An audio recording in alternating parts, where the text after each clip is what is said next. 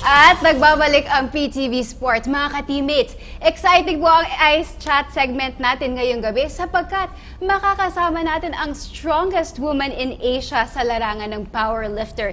Kaya naman, let us all welcome Miss Betina Bordeos. Yes, Hi, hello, good evening, evening. Betina. Hi, good evening. Betina, kwentuhan mo naman kami about yourself. Actually, yun, yung title na strongest woman sa Asia Pacific and the Philippines, I didn't get it from powerlifting, it's actually from strongman. So, kaya strongest yung title kasi it's a strongman competition. Oh, it's a strongman competition. Yes. So, hindi ka naman kinabahan during that time, and how did you prepare for that competition? Yeah, so for the past competition, so the latest one, which was 2 weeks ago, hindi naman masyadong kinabahan kasi the Asia Pacific Strongman competition was held here in Manila. So medyo parang syempre, andyan yung support group mo, andyan yung family ko, andyan yung friends ko. So parang medyo mas relaxed compared to international, when we fly out for international competitions. So okay lang, okay naman siya. And ang importante, walang injuries. So tama. Okay naman. Ano sa tingin mo yung naging advantage mo against all the competitors sa lumahok dun sa Asia Pacific? For me kasi, there were 2 weight classes for women. It's under 62 kilos and then open. So open kahit anong timbang mo na dun. So for me, my normal weight is around 66 kilos. So medyo mababa yung weight ko if I join the open category. So for the competition, I decided to cut down weight to be able to compete dun sa under 62 because mas advantage ko yun na mas mabigat ako. So in a month, I actually cut 7 kilos. Medyo mahirap siya. Pero it's not real weight. Just like what boxers do, MMA fighters do, they cut water and then our goal is to gain it all back the next day so that on competition day, we're stronger and we're heavier. So. Right.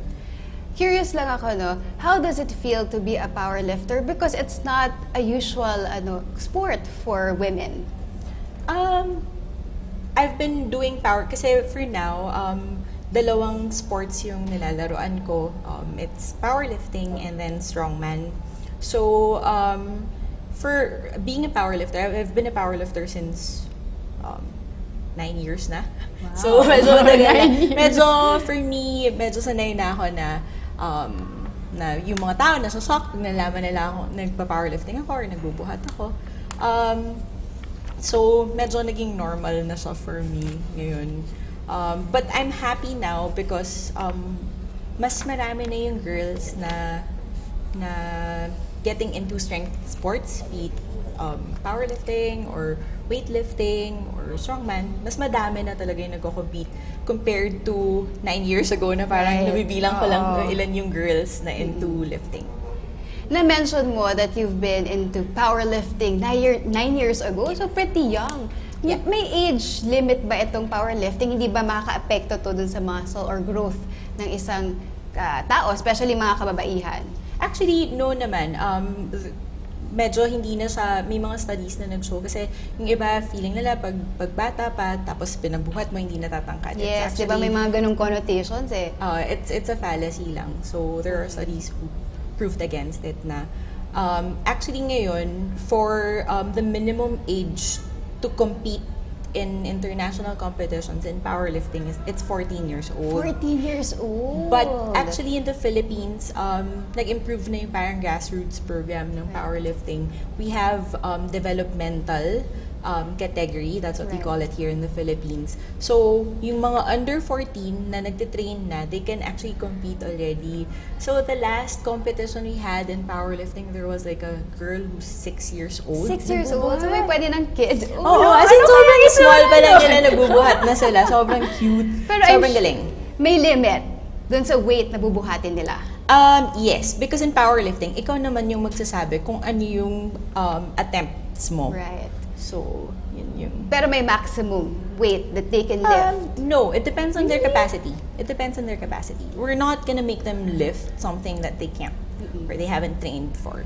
So, it's a very, very safe sport. Actually, wala naman talagang like set limit ng youngest na pwedeng magbuhat. I've known some people who started lifting at 4 years old because yung parents nila into lifting also. But the good thing about powerlifting is it's really a sport for any age kasi pwedeng bata and then pwedeng mga matatanda. Like there are competitors na mga 70 plus years old na, 80 plus years old, and they can still do powerlifting. So actually the pound for pound strongest in powerlifting for the Philippines, she's 50, I think 55, 56 years old. 55. Not sure. 50 plus. And she's still the strongest pound for pound powerlifter in the Philippines. So, sobrang galing, diba? Nakaka-amaze yun. Sabi mo nga may mga 78 years Oh, old. meron. Not in the Philippines though, but in other countries, meron pa rin na ganun. So, kahit anong age pwede ang powerlifting. Betina, how do you prepare before a competition? I'm sure madaming curious kung paano nagpe-prepare ang mga powerlifter, any specific diet? Can you walk us through? Actually, it depends on the competition for me, if it's a powerlifting competition or if it's a strongman competition. So, for me, last year, I focused on, like, for the first half of the year, I was doing powerlifting. And then for the second half of the year, I was doing strongman. So, both sports are strength sports and it complements each other naman. So, if it's a powerlifting competition, parang I focus lang, kasi tatlong events lang ang powerlifting eh. It's back squat, bench press, and then the deadlift. So, I focus on those three movements, on those three lifts. Whereas in strongman, if I'm competing in a strongman competition, depende kasi sa organizers, depende dun sa competition, kung ano yung events na lalabas. So, it's not like powerlifting na set na yung events. Yun, pwede nilang ibahin. And then, the weights can be different also. So, I need to practice more sa technique ng strongman for now because bago pa lang din ako dun sa sport ng strongman. Pero, di ba, bago ka pa lang dun sa sport and yet, you bagged the gold medal. I guess, nakatulong din talaga yung background ko in powerlifting because at least may base strength na ako. So what I did last year is just really to polish or to focus on the techniques for strongman. So kaya nakatulong talaga. You represent the Philippines sa mga international competition. How does it feel representing our country? May pressure ba? Of course, kasi especially in international competitions, usually hindi naman nila din alam yung name mo eh. Nakikita lang nila, okay, Philippines yan. So, mas may recall yung country mo kesa sa pangalan mo. So, when you're there, you're actually really not competing for yourself anymore. Parang yung honor na rin for your country. So, mas may pressure when it's an international competition.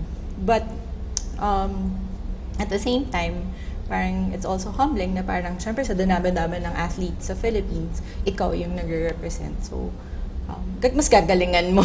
Correct, naman.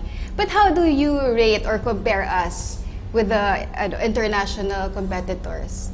Are they stronger than Filipinos or Asians?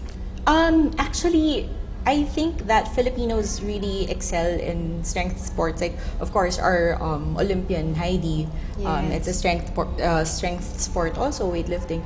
I think we excel in strength sports kasi merong weight classes eh. So, basta may weight classes, I think pwedeng may advantage ang Filipinos kasi malalakas tayo. Especially Filipino girls. Really?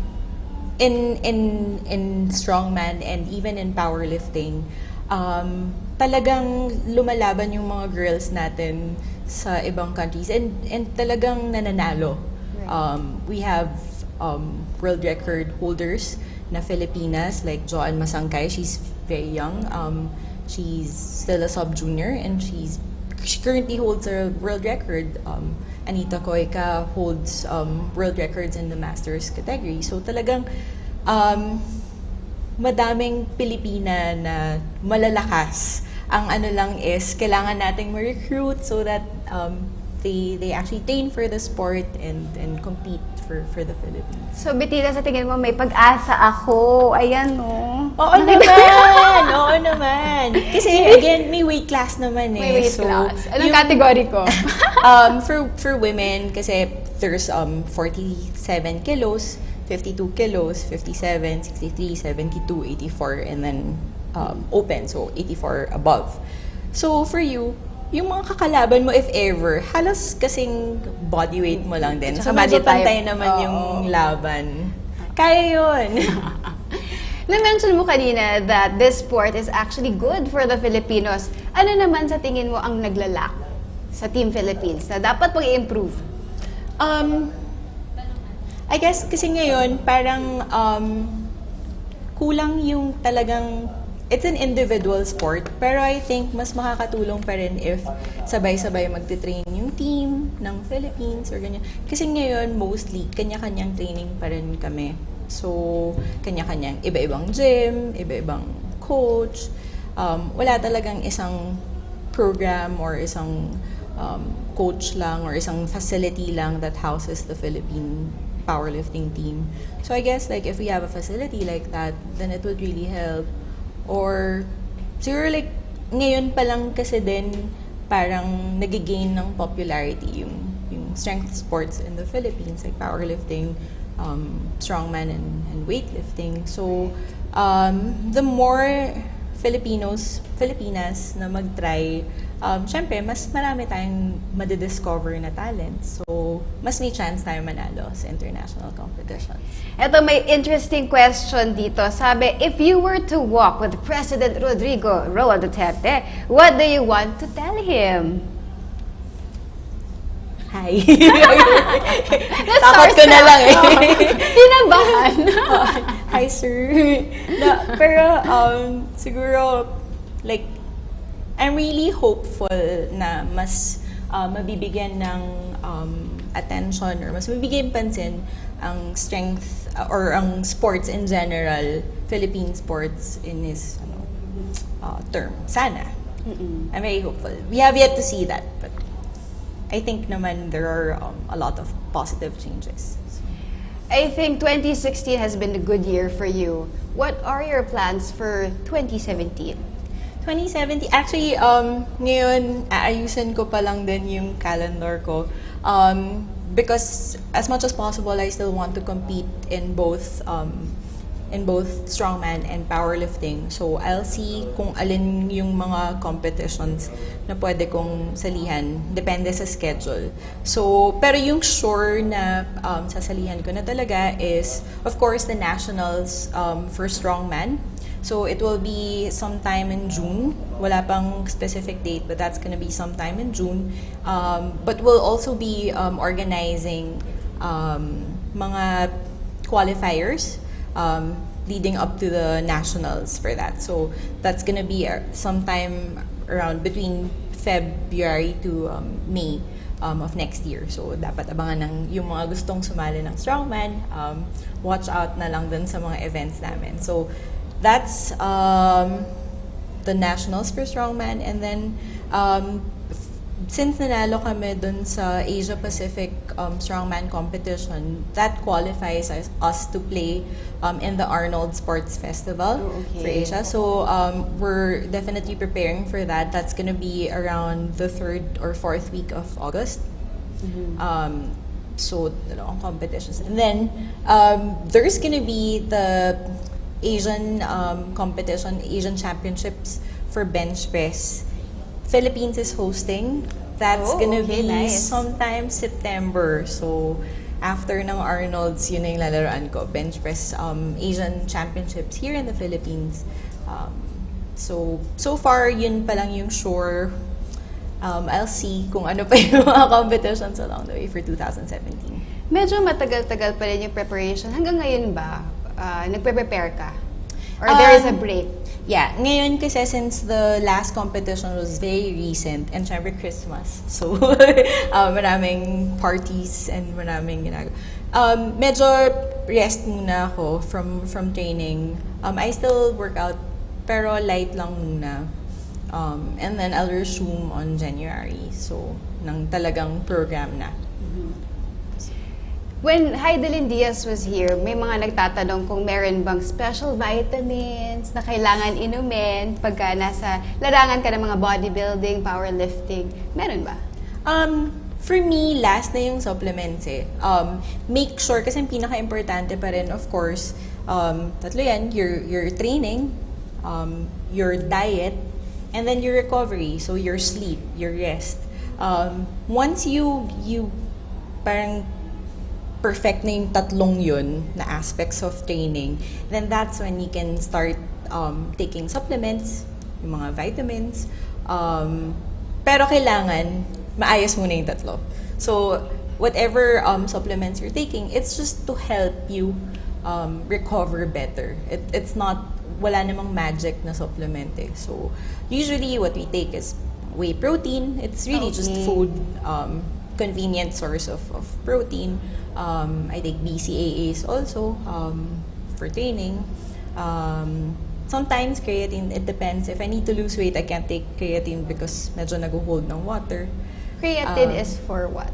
It's the parang pinaka-studied na supplement, sports supplement talaga siya na effective and safe. Right. So, it actually parang hydrates your muscles. So, yun, your muscles are 70% water naman. So, if it's fully hydrated, it's stronger, it can work more. So, that's what creatine does. Pero, again, those are just supplements and it's not necessary talaga for you to see progress in your training. It just helps a little bit. Alright. Finally, any message sa ating aspiring powerlifters sa ating bansa? Yun, so mga aspiring athletes, strength athletes, well, make sure lang that you're safe when you're training and train hard and smart. Don't just train hard kasi once na-injure kayo, medyo mas mahirap mag-recover from that. Find a support group, find other powerlifters or find other people who compete in strongman or weightlifting. Para mas matulungan din sila, mas mag-guide sila. Also, don't be discouraged pag may mga bad training days. It's normal, it happens. And just keep working hard. Malay nyo, partner rin kayo ng Philippine team next time. So, this is yung strength sports talaga for Filipinos. We really excel in that. So, I can't wait to see more talents from the Philippines. Alright, maraming salamat, Miss Betina. Thank you. Ayan pa si Miss Betina Bordeos, ang strongest woman in Asia at ehemplo ng beauty at strength.